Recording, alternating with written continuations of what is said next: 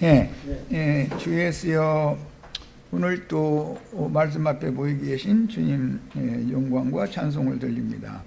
우리가 꼭 들어야 되는 말씀을 다 들려주시길 바라며, 우리는 들을 귀를 가지고 경청하에 들어서 깨달아가면서 들을 수 있도록 마음을 열어주시길 바라며, 영의 주님의 성령의 임재가 충만하여지기를 바랍니다. 오늘 나누는 말씀을 통해서 우주를 경영하시는 하나님의 경륜에 대해서 깨달을 수 있도록, 만유의 주제이시며 주님의 땅, 주님의 백성들의 주제자가 누구인지 이걸 명확하게 아는 축복된 집회가 되도록 오늘 집회를 주장해 주시기를 주 이름으로 기도합니다. 아멘. 자, 오늘은 요한복음 4장 43절에서부터 54절까지 정신을 들여서 같이 읽고, 이 말씀을 이번 주 오늘하고 내일 모레 두 번 집회를 통해서 말씀을 나누도록 할 겁니다. 오늘 해드린 자료는 다음 목요일 또 말씀을 나눌 자료를 한꺼번에 해드린 거예요. 자, 읽습니다. 이틀이 지남에 예수께서 거기를 떠나, 거기가 어디죠? 사마리아의 수가성이죠. 이틀이 지나면, 정신 들여서 읽으라고 지금 일부러 질문한 거예요. 이틀이 지나면 예수께서 거기를 떠나 갈릴리로 가시며 친히 증언하시기를 선지자가 고향에서는 높임을 받지 못한다 하시고, 예수님은 갈릴리 출신이기 때문에 지금 하는 말이에요. 갈릴리의 나사렛에서 무슨 선한 것이 나오랴 이렇게 높임을 받지 못하잖아요. 이방인 취급을 하는 곳이었기 때문에 그래요. 갈릴리에 이르심에 갈릴리인들이 그를 영접하니, 이는 자기들도 명절에 갔다가 예수께서 명절 중 예루살렘에서 하신 모든 일을 보았음이더라. 명절에 예루살렘에서 하신 일이라는 건 돈 바꾸는 자들의 상을 둘러버리고 재물 파는 자들 다 쫓아낸 거죠. 예수께서 다시 갈릴리 가나에 이르시니 전에 물로 포도주를 만드신 곳이라. 그러니까 전에 한번 가나에 있었었죠. 가나에 한번 임하셨었고, 오늘은 지금 두 번째 오시는 내용이에요. 왕의 신하가 있어 그의 아들이 가버나움에서 병들었더니, 그가 예수께서 유대로부터 갈릴리로 오셨다는 것을 듣고 가서 청하되, 내려오셔서 내 아들의 병을 고쳐주소서 하니, 여기 그가는 열병 걸린 아들을 둔 헤롯, 갈릴리 지역의 분봉왕이었던 헤롯의 하인인데, 그 헤롯의 하인도 지난번에 예수님이 예루살렘 성전에 6월절 절기 때 가셔서 행한 모든 일을 그도 알고, 이미 그때부터 이분은 예사뿐이 아니다라는 것을 알고 있었다는 것이잖아요. 그러니까 예수님이 다시 또 두 번째 갈릴리 지역으로 내려왔다라는 말을 듣고, 가버나움에 집이 있는 이 헤롯 왕의 하인이 가나에 오신 예수님한테 찾아가서 자기 열병 걸린 아들을 고쳐달라고 지금 했다 그 말이에요. 그러니까 이 헤롯 왕의 신하는 예수님을 좀 처음 보는 곳이 아니라 예루살렘 성전에 율법 지키러, 6월절 지키러 올라갔다가 그때 예수님을 이미 봤죠. 지금 내가 하는 말을 잘 마음에 담아 두셔야 돼요. 성경 읽을 때는 이 문맥의 흐름을 잘 이해를 해가면서 읽으셔야 돼. 지금 이 신하는 이미 예수를 알고 있는 거예요. 예수님은 그 누군지를 모르죠. 그 많은 무리 중에 누가 누군지 어떻게 알겠어요. 그런데 신하는 이미 예루살렘 성전에서 예수님이 행하신 일을 보고, 이분은 예사뿐이 아니다라고 이미 알고 있었던 거예요. 자, 그 다음에 몇 절짜리? 47절이지. 그가 예수께서 유대로부터 갈릴리로 오셨다는 것을 듣고 가서 청하되 내려오셔서 내 아들의 병을 고쳐주소서 하니 그가 거의 죽게 되었습니다. 이 병은 무슨 병이었죠? 열병이죠. 예수께서 이르시되 너희는 표적과 기사를 보지 못하면 도무지 믿지 아니하리라. 신하가 이르되 주여 내 아이가 죽기 전에 내려오소서. 예수께서 이르시되 가라 네 아들이 살아있다 하시니 그 사람이 예수께서 하신 말씀을 믿고 가더니 내려가는 길에서 그 종들이 오다가 만나서 아이가 살아있다 하거늘 그 낫기 시작한 때를 물은즉 어제 7시에 열기가 떨어졌나이다. 이런 걸 보면 이 헤롯 왕의 신하의 아들은 병이 열병이었었던 걸 알 수 있죠. 하는지라 그의 아버지가 예수께서 네 아들이 살아있다 말씀하신 그 때인 줄을 알고 자기와 그 온 집안이 다 믿으니라. 이것은 예수께서 유대에서 갈릴리로 오신 후에 행하신 두 번째 표적이니라. 첫 번째 표적은 똑같은 갈릴리 가나에서 행하신 혼인집에서 행하신 표적이었죠. 자, 이번에는 두 번째 표적 이야기예요. 유대인들은 항상 이제 표적을 구하는 신앙이기 때문에 유대인들은 항상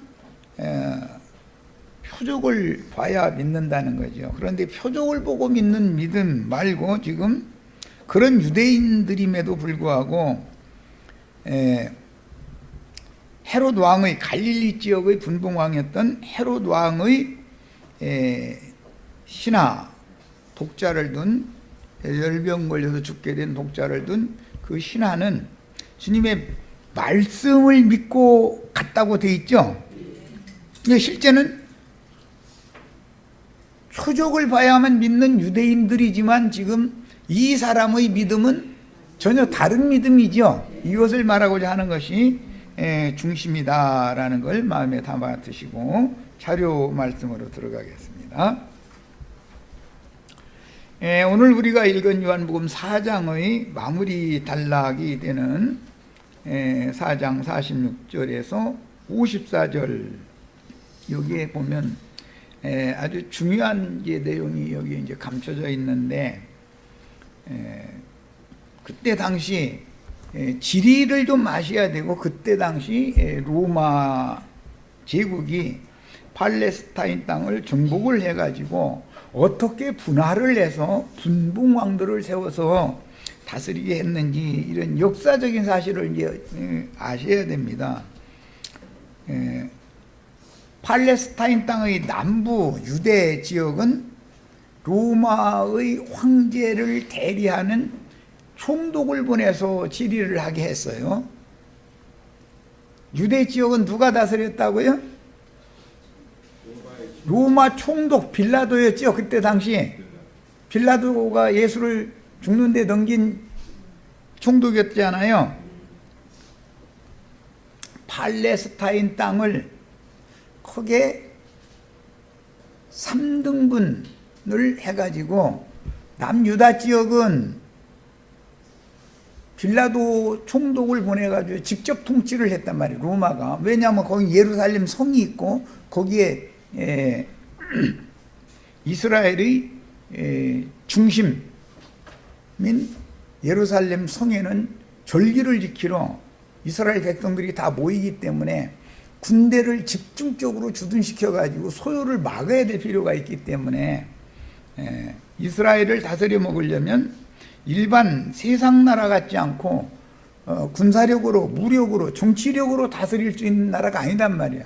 여기는 종교성이 강한 사람들이기 때문에 종교 절기를 지키러 모였다가서 우하고 들고 일어나면은 큰 소요가 일어나죠. 그러니까 거기는 이스라엘 사람을 왕으로 세워서 다스리지를 않고 로마가 직접 황제를 대리하는 총독을 보내가지고 다스렸단 말이야. 일제가 우리나라를 점령했을 때도 한성부, 여기 이제 오늘날의 서울이죠. 여기 오늘날은 지금은 이제 국립박물관이 되었지만 전에는 그 중앙청으로 썼었죠. 그런데 그 자리가 총독부 자리죠. 일본 총독부 자리예요. 조선이라는 나라를 다스려 먹으려면 중심부를 총독이 직접 다스리게 만들어야 된단 말이에요. 나머지 이 지역들은 조선인의 관리를 두어서 다스린단 말이에요. 그래 민심을 이반시키지 않게 하기 위해서는 그게 필요했었던 거예요. 그런데 그 사람들이 총독부를 바로 경복궁 바로 오늘날의 박물관 바로 위쪽이 붙어 있잖아요. 경복궁과 박물관이 지금 붙어 있는 총독부 자리가 같이 있죠. 큰 마당 하나 사이에 있잖아요. 거기에는 조선의 왕이 있는 거예요. 실제 조선 나라의 왕은 실권이 없는 거예요. 뒷전에 있죠. 네. 그 중앙청이 아니라 총독부의 권좌에 있는 이또 히로부미 그 사람이 다 좌지우지하는 거죠. 현재 청와대 대통령이 대한민국 대통령이 있어도 뭐 그 일제 때 같지는 않지만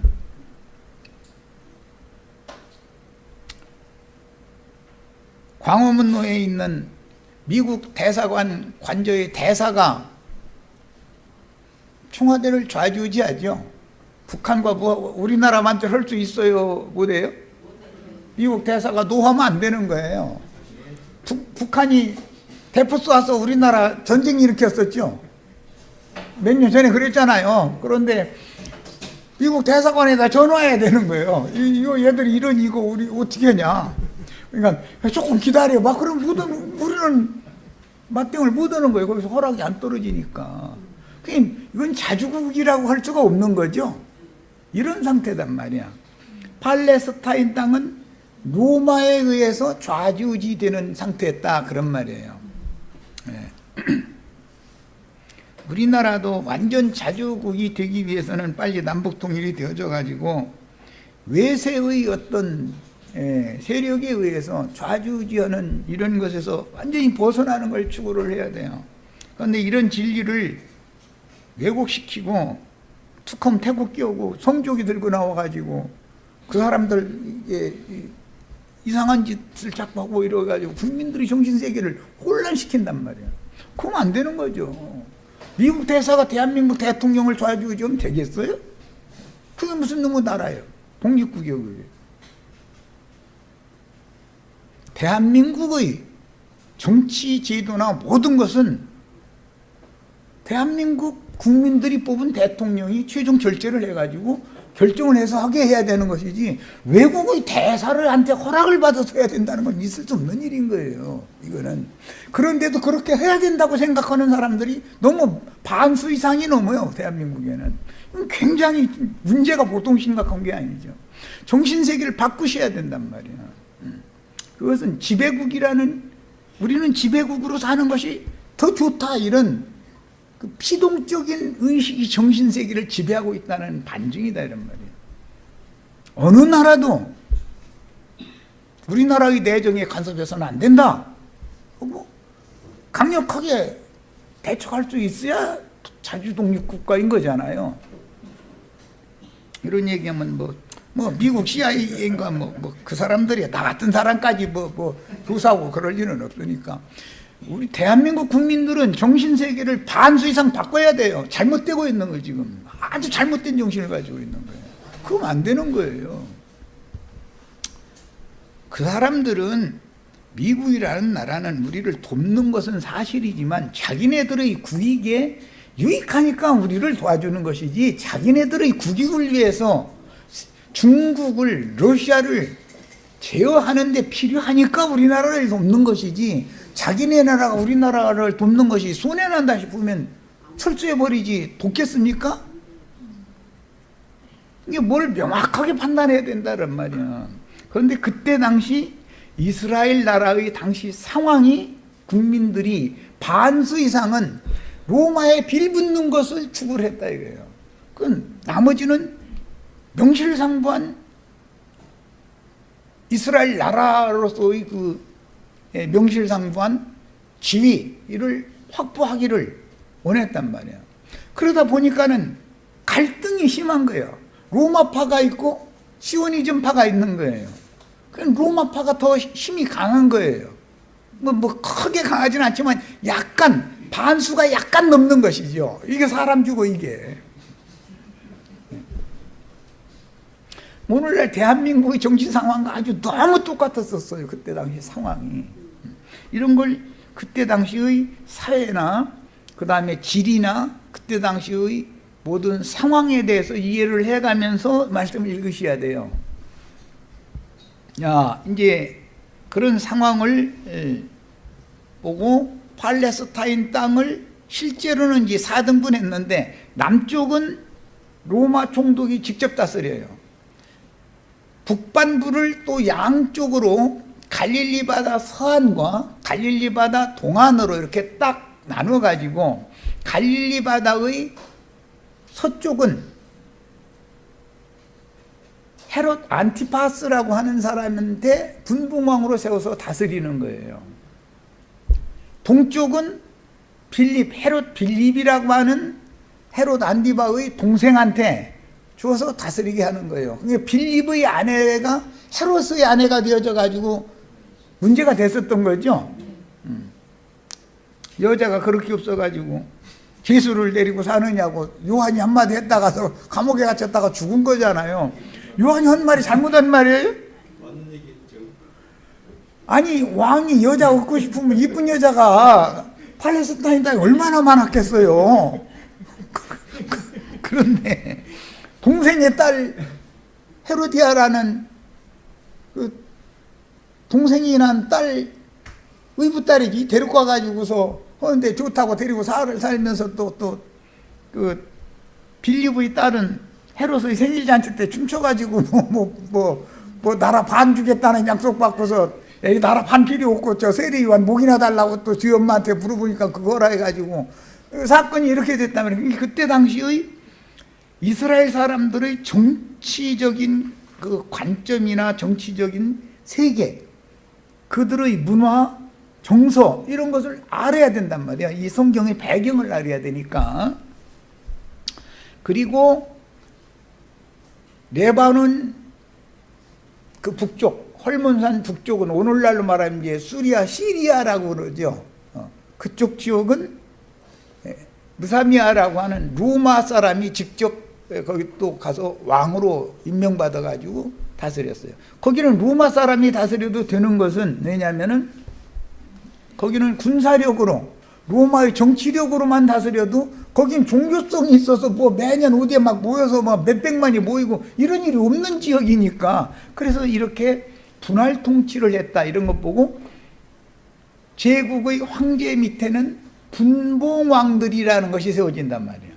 이런 그때 당시 상황을 알아야, 이제 계시록 20장에 보면 왕 중에 왕은, 만왕의 왕은 예수님이죠.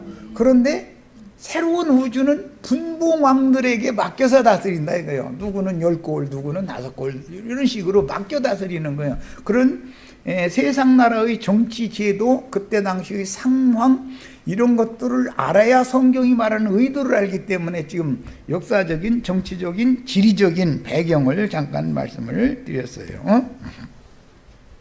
자, 예수께서 갈릴리로 가실 때 다시 가셨다고 돼 있죠. 다시라는 것은 흔히 말하는 재림이라는 말이죠. 재림. 주님이 소림하셨고 재림도 하신다고 그러잖아요. 다시 오신단 말이에요. 그런데 갈릴리로 오셔요.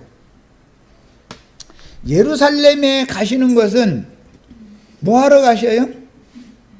예루살렘 지도자들에게 심판을 선고하러, 저주를 선포하러 가시는 거죠.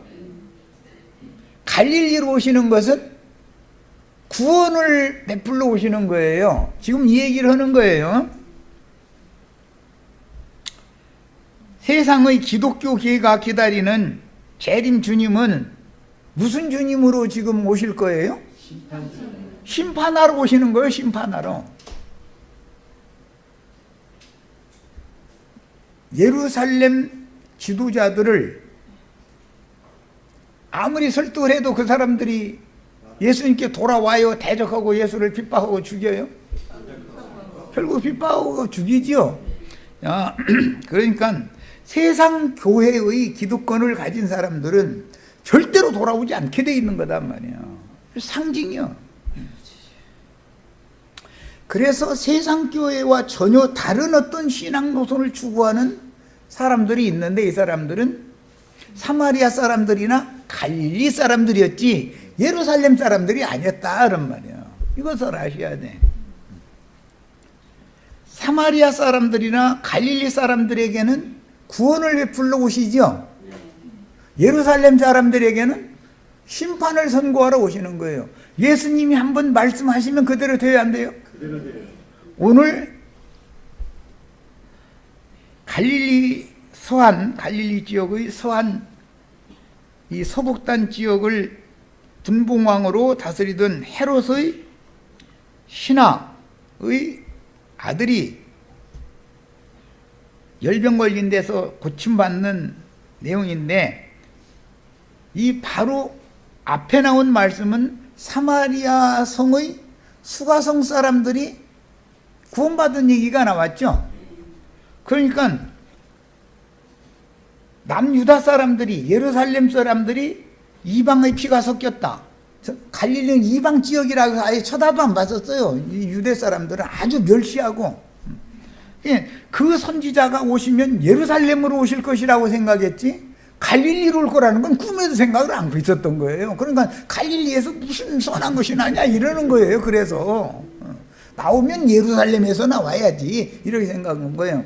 그때 당시 예수님의 아버지 요셉, 요한의 아버지 사가랴, 그 동시대 사람들, 누가복음에 보면 성전에 나이 먹은 그 시몬이라는 사람이 날마다 성전에서 기도하고 뭐 어린 예수한테 축복해주고 그런 얘기가 나오죠.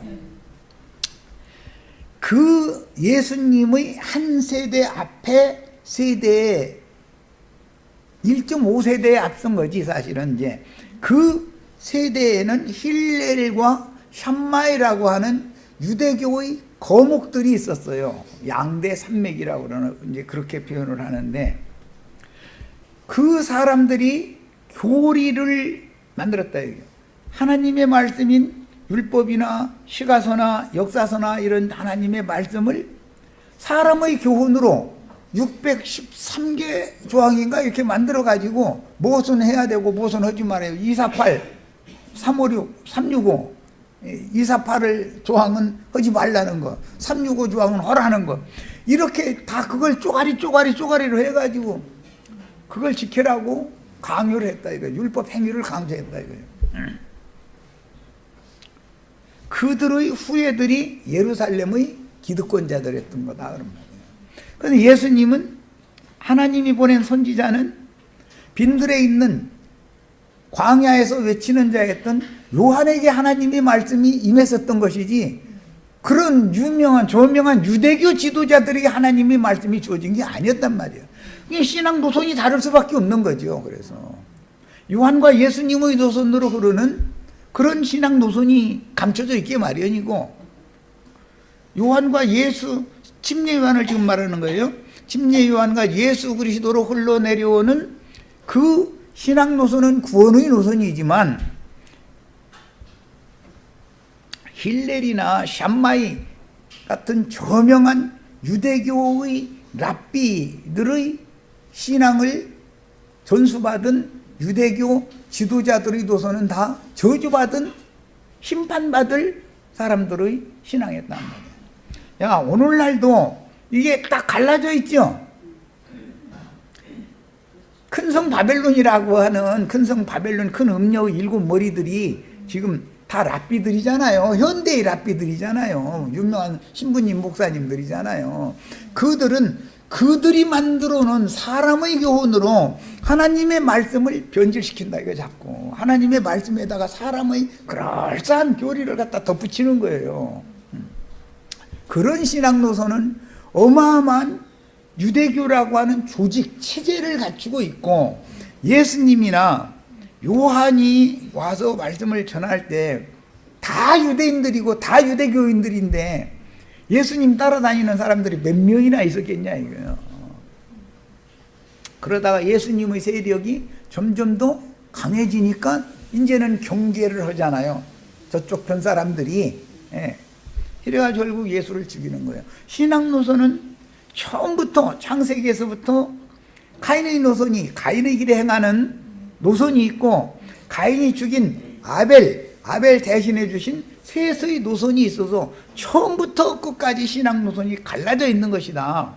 항상 가인의 길에 행하는, 즉 육적 장자권을 가지고 있는, 육신으로 하나님을 섬기는, 육의 생각을 따라서 하나님을 섬기는 자들이 세력이 강하기 때문에 약한 동생으로 상징되는 아벨의 노선에 있는 사람들을 박해하고 죽이게 돼 있는 거다 이거예요.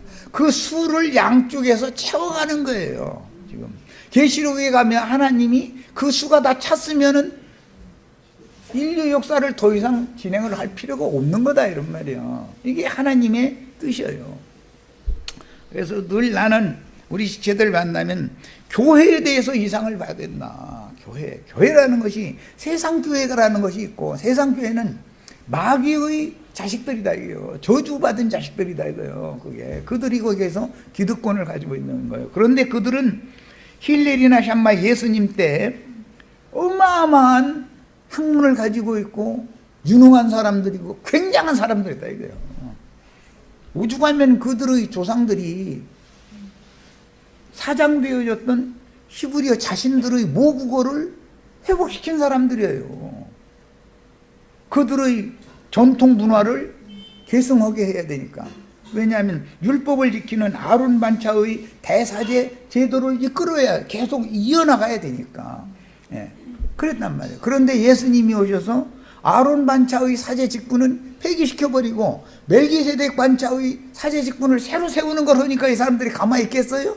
자기네들 밥줄 끊어놓는 얘기인데 딴 거는 다 받아주지만 밥줄 끊는 것은 안 되는 거예요. 그것은 절대로 받아들일 수가 없는 거예요.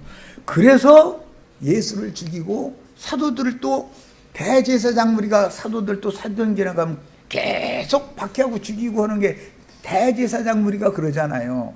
이것을 명확하게 아셔야 돼.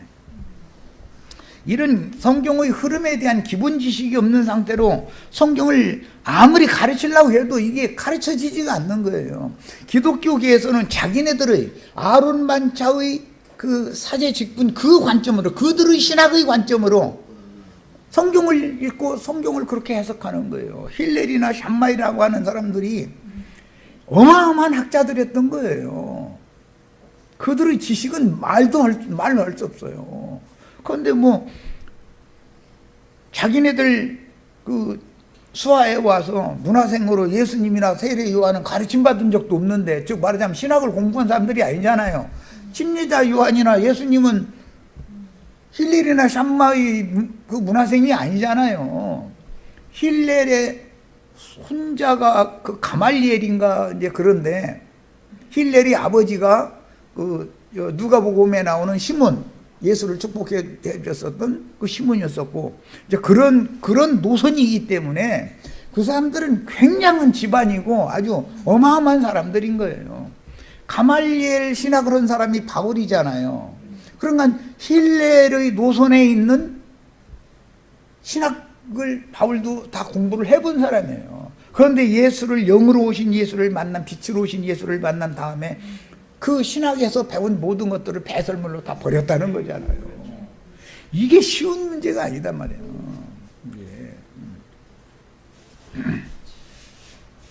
그래서 지금 이제 오늘 나누고자 하는 말씀의 중심은 뭐냐면 갈릴리 서북반부의 분봉왕이었던 헤롯 안티파스라는 그 왕의 신하라고 이제 우리 번역인 이렇게 번역이 됐는데, 이것은 그 신하라는 번역은 이게 바실리코스라고 하는 단어로서 이건 바실리우스, 몇 년 전에 수원의 김아무개 형제가 그 왕국에 대해서 이게 자기 뭐 헬라어 뭐 안다고 뭐 바실리우스 뭐 이거 가지고 따지다가 나한테 코 깨진 적이 있었었죠. 말도 같지 않은 소리 하지도 말라 그래가지고 내가. 그 바실리우스라는 말은 왕권, 주권 그런 뜻이에요. 그런데 천국 할 때 그 국이라고 번역을 했죠. 우리나라 말로는. 이게 주권국이 되려면 먼저는 국토가 있어야죠. 그 다음에는 당연히 국민이 있어야 되는 거예요. 그 다음에는 그 국토에 있는 국민들을 지배할 수 있는 권리가 있어야 되잖아요. 정권이, 권이 있어야 되잖아요. 이 세 가지를 합쳐야만 나라라고 하는 것이 되는 것이단 말이에요. 그런데 우리나라는 지금 이제 서두에 말씀드린 것처럼 땅도 있고 백성도 있는데 주권이 미국한테 있는 것이 이게 문제인 거지요 지금. 그런데 팔레스타인 땅의 그때 당시 정황도 똑같았었다 이거예요. 팔레스타인 땅에 팔레스타인 히브리 민족인 아브라함의 자손들이 살고 있었어요.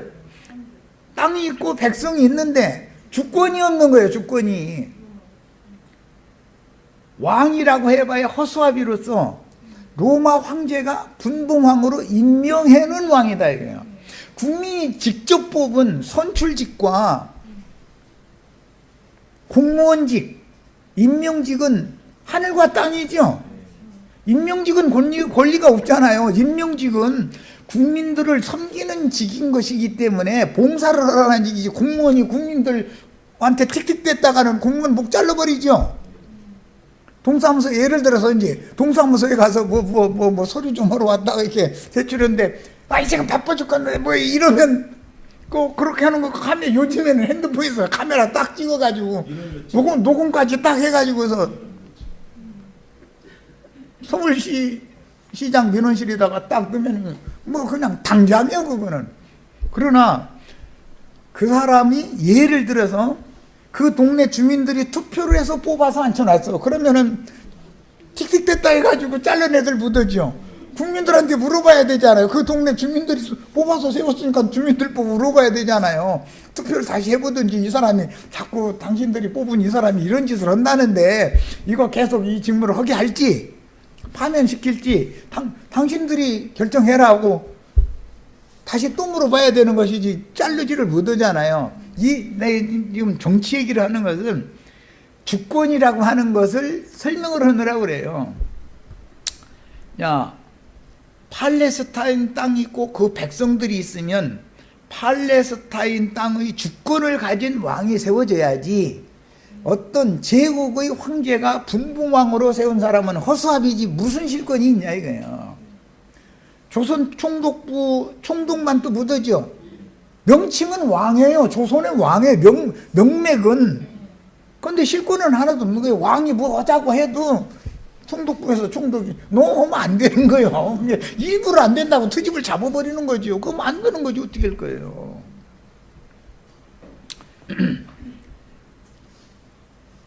이 바실리우스라고 하는 왕권, 주권, 주로는 이제 주권이에요. 그 용어에서 나온 게 바실리코스라는 용어인데 이것은 신하라고 번역을 했지만 어떤 주권자에게 속한 사람, 그 주권자에게 속한 것, 그러니까 그 땅도 될 수 있고 그 사람에게 속한 어떤 뭐 모든 것들이 다 그런 데 사용하는 용어지 꼭 신하라고 우리나라 사람의 용어로 번역을 해놔가지고 오해하면 안 된단 말이야. 그 왕의 신하다 그러니까는 이걸 오해하시면 안 되고 그 왕에게 속한 사람이다. 이거. 그 왕의 주권에 속한 사람이다. 수하 사람이다. 그런 말이야. 야, 그러니까 팔레스타인 땅은 로마 황제의 거예요? 예수님 거예요? 그러니까 팔레스타인 땅과 팔레스타인 땅에 사는 백성들의 주권자가 예수님이에요, 로마 황제예요? 실제는 예수님이어야 되는데 지금 모든 것이 다 틀어져 있고 잘못된 상태인 거예요.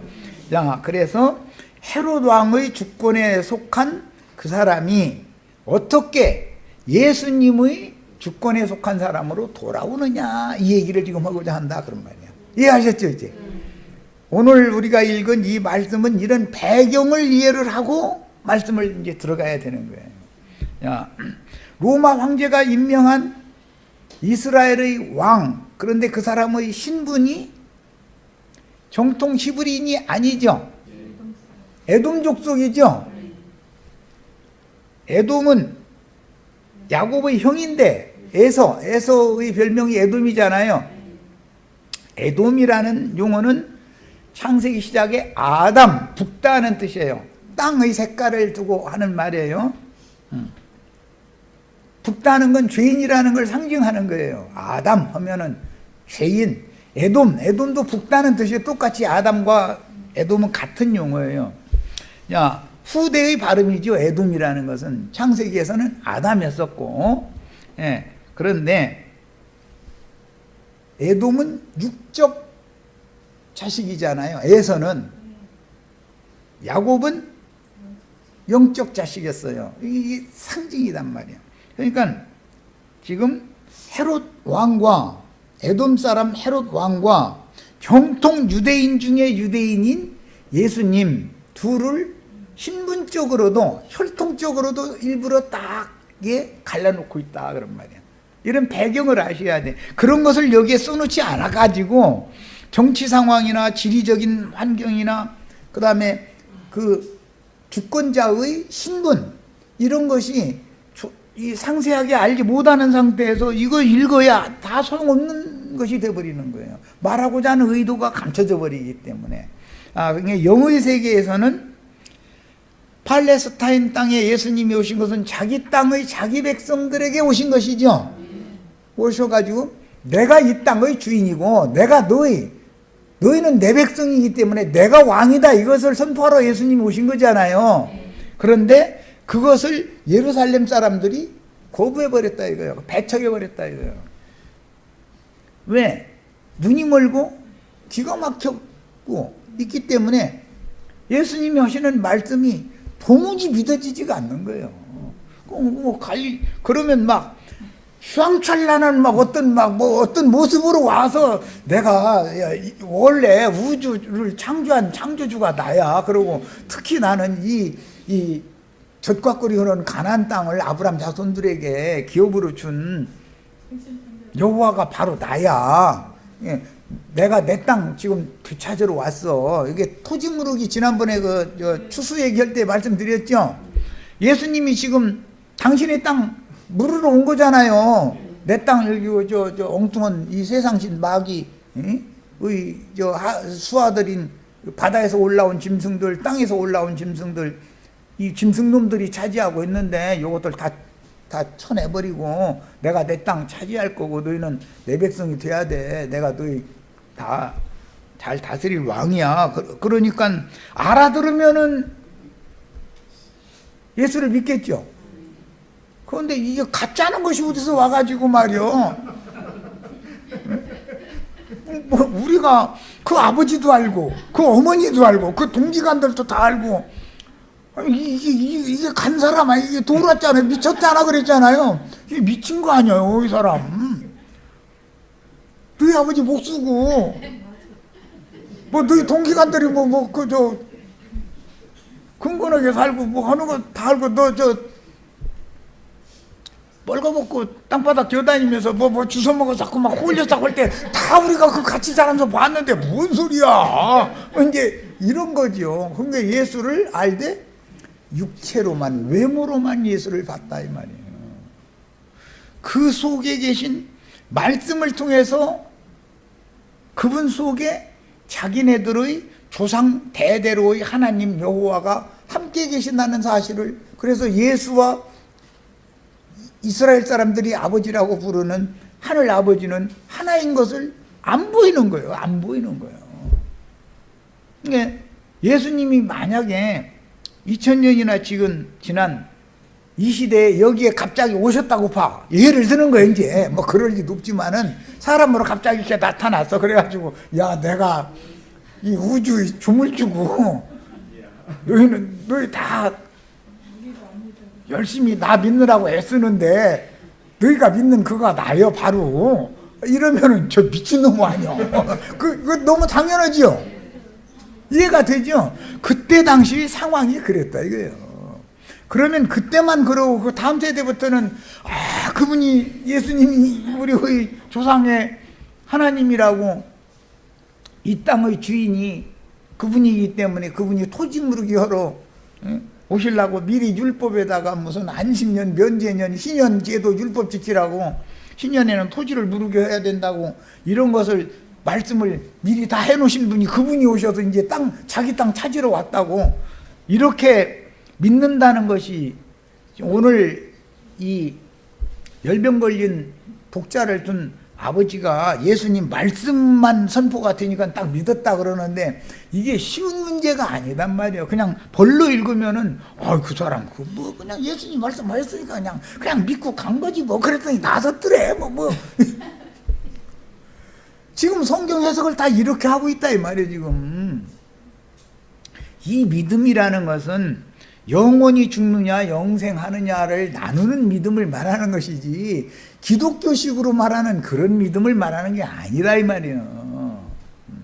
예수님의 말씀을 듣고 믿고 갔다. 그 말씀을 믿고 갔다. 그런데 완전히 집에 도착하기도 전에 오다 가다가 이렇게 자기 집 하인들이 와가지고 어제 저녁 7시부터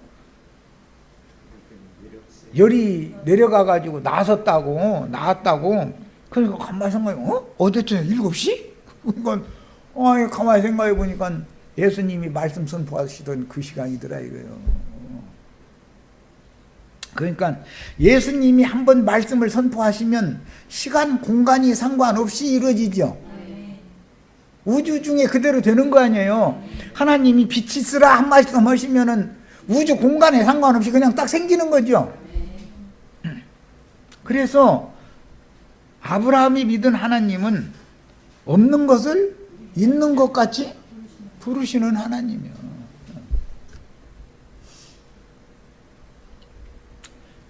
우주 공간도 하나님이 말씀으로 있으라 하면 생기는 거예요. 없어져라 하면 없어지는 거예요. 말씀하시면 그대로 되는 거예요. 말씀하시면. 이게 말씀의 능력인 거다 그 말이에요.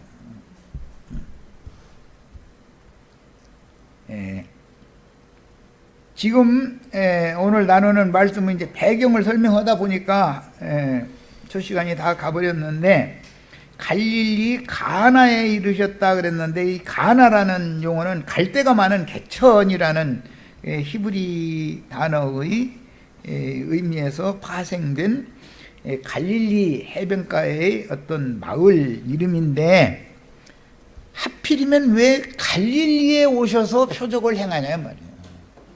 그것도 2번. 오늘은 2번째죠. 지난번은 첫 번째고. 자, 이것은 흔히 말하는 초림과 재림하시는 구원하시는 주님은 어디로 올 것이냐를 지금 말하는 데 목적이 있는 것이다. 우주의 주인께서 자기 땅 자기 백성들이 세상 신에게 사로잡혀 갔으면 물러야죠. 본 주인에게 돌아와야 되는 거잖아요.